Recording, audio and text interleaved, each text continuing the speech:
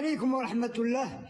لماذا المغرب يدير صفقة مع روسيا ديال الصيد البحري؟ ولماذا إسبانيا كانوا 10 سجون ديال روسيا عندها في لاس بالماس دايره معاهم صفقة لما قال لها حلف الناتو والميريكان فسخي العقد مع روسيا، فسخت العقد مع روسيا. ولماذا المغرب أقبل روسيا والمغرب يعني ما اعتبر لا الامريكان ولا حلف الناتو ولا اي دوله في هذا العالم ولا الاتحاد الاوروبي؟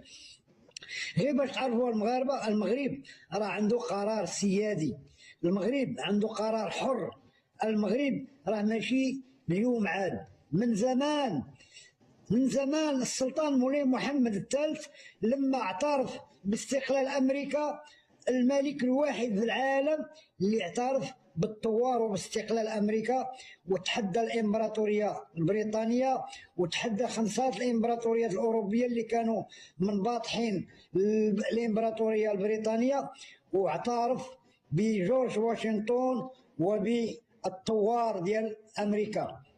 غير باش تعرفوا المغرب راهو اليوم احتضن 10 سفن ديال روسيا ودار معاهم صفقه ديال يعني مترو ديال السمك السطحي مقابل مترو ديال البترول، يعني بالطن المتري، الطن المتري سمك سطحي، الطن المتري ديال الغازولينا او ما يسمى بالبترول.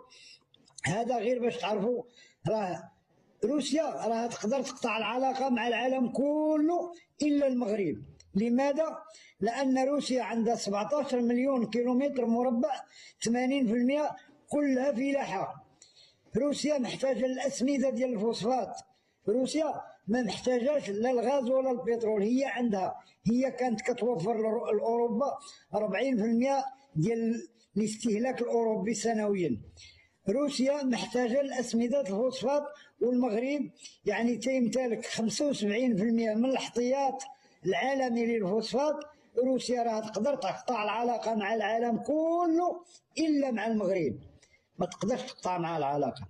ها هو المغرب دار مع صفقه في الصيد البحري مقابل اسمده الفوسفات ومقابل الاسماك او السمك السطحي، يعني التبادل، يعني سلعه بسلعه. هذا غير إن دل على شيء إنما يدل على أن المغرب عنده قرار سيادي منذ فجر التاريخ. المغرب علاش المغرب ما اعتبر لا الاتحاد الاوروبي لا امريكان؟ علاش امريكان ما غضبتش على المغرب؟ لانك تعرف المغرب اول من اعترف باستقلال امريكا، المغرب اول من تحدى الامبراطوريه البريطانيه والامبراطوريات الاوروبيه اللي كانوا منباطحين لها، المغرب. هذا هو السبب. تحياتي، عاش المغرب ملكا وشعبا.